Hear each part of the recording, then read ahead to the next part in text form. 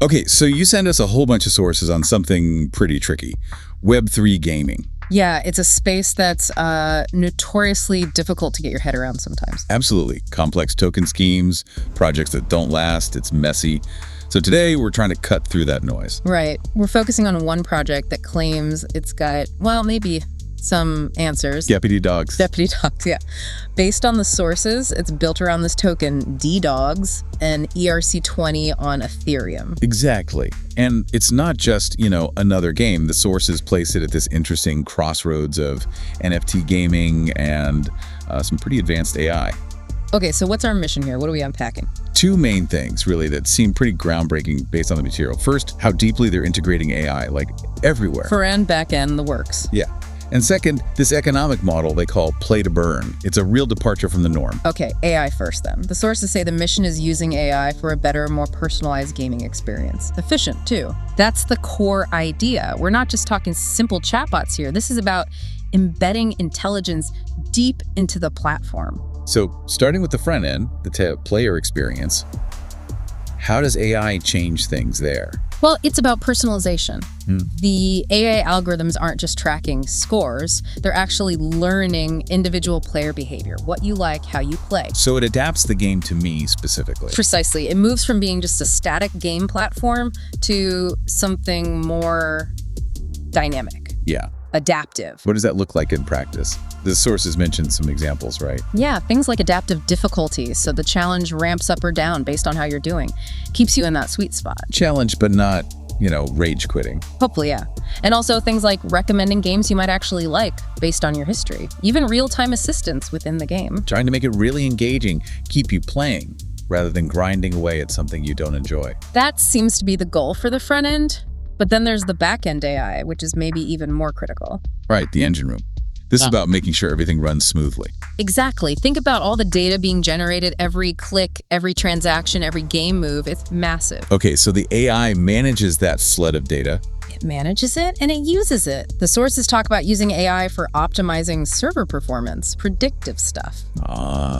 So trying to anticipate busy periods, prevent lag. Because lag is death in arcade games. Total death. A millisecond can matter. So the AI is meant to keep things smooth, responsive. And security too, I imagine, with digital assets involved. Absolutely crucial. The AI is also looking for weird behavior, potential cheating, exploits, trying to keep the platform secure and people's assets safe. Yeah. It's like a built-in security guard. Okay, so the promise is this evolving digital experience, adapting to users, sounds great, but hang on. That level of AI integration sounds incredibly expensive and complex to maintain. Did the sources touch on that trade-off? Is it really worth it compared to simpler Web3 games? That's a really sharp point. The sources suggest the bet is on user retention. If the AI makes the experience so good, so personalized, people stick around longer. So the cost is justified by engagement. That seems to be the calculation, yeah. They're aiming for long-term stickiness, which they see as the foundation for everything else, including the economics. It's experience first. Okay, that makes sense as a bridge to the economic side, because this is where things get really interesting, maybe even controversial. The play-to-burn model. Yeah, it's definitely different. Let's contrast it first. Most models we see are play-to-earn, P2E. What's the problem there, according to these sources? The big issue with P2E, often, is inflation. You're constantly creating new tokens to reward players. The faucet is always on. Right. Sometimes gushing. Exactly. And that can lead to the market getting saturated. Too many tokens chasing too little value. And the price crashes. We've all seen those charts. Down 90% in months. Kills the incentive. Right. So play to burn, or P2B, is designed as the opposite. It's deflationary. The goal is to systematically reduce the total supply of DDAWGS tokens over time. Reduce the supply. Okay, Yeah. how does it actually work when someone's playing these arcade games? It's integrated right into the gameplay loop. When you play, maybe paying tokens to enter or winning tokens as prizes, a portion of those tokens involved, Yeah. they get burned, sent to a dead address, permanently removed from circulation. Wait, so whether you use tokens or win tokens, some get destroyed. That's the mechanism described. So playing the game itself inherently reduces the overall supply. Counterintuitive. It means activity, win or lose, contributes to scarcity. Every game session becomes, in a way, a small contribution to the token's potential long-term value. Okay, but here's the obvious pushback, right? If the token is designed to become scarcer, potentially more valuable, why would I spend it? Wouldn't I just hoard it, waiting for the price to go up? That's the classic deflationary asset problem. The sources suggest they're tackling this in two ways. First, the AI-driven gameplay has to be genuinely fun. So compelling that the desire to play, to engage, overrides that urge to just sit on the tokens. The fun factor has to be high enough to encourage spending. Right. And second, there need to be really good reasons within the ecosystem to spend those tokens. Think rare NFTs, special access, cosmetic upgrades, things that offer immediate value or status that outweighs just holding. So they need a constant flow, a velocity of transactions driven by how good the game experience is. Exactly.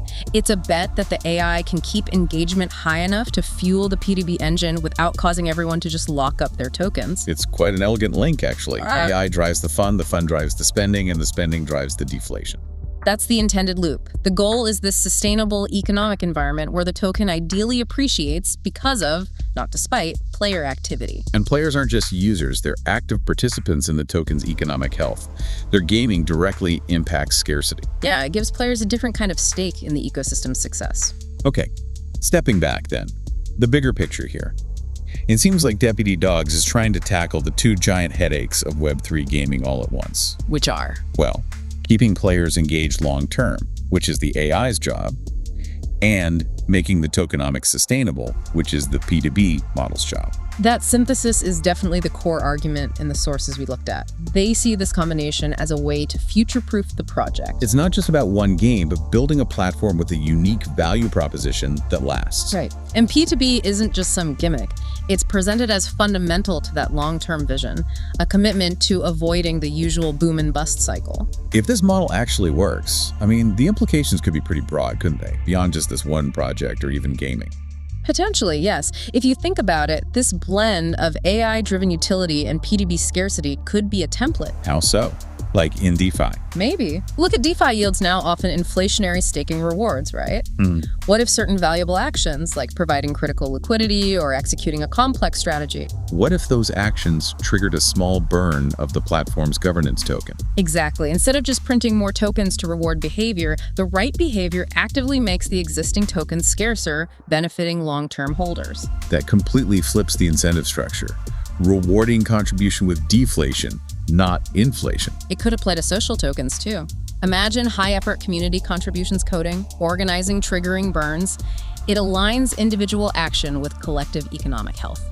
So this combination of really smart personalization via AI and that controlled scarcity via P2B, it represents a different way to think about value and engagement in these decentralized systems. It definitely feels like an evolution, moving away from simple extraction models towards something more participatory and maybe sustainable. Which leaves us with a big question for you, the listener, to chew on. If this play-to-burn idea pans out, if player action really does create deflationary value, does that blur the line between playing for fun and playing as a form of, well, investment? And could this be the start of a major shift away from purely inflationary models in Web3? Definitely something to think about as this space continues to evolve. Lots to watch here. Indeed.